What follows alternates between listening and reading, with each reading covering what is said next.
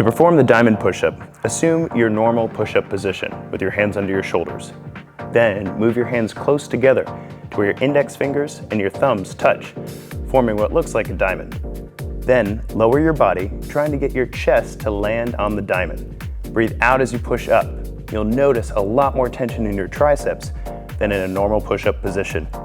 For an added challenge, try to do what's called a poor man's diamond push-up. The smaller the diamond, the harder it is. Complete with good form through all repetitions. The diamond push-up is an effective alternate version of the push-up exercise. It targets the triceps just a little bit more than the pectoral muscles.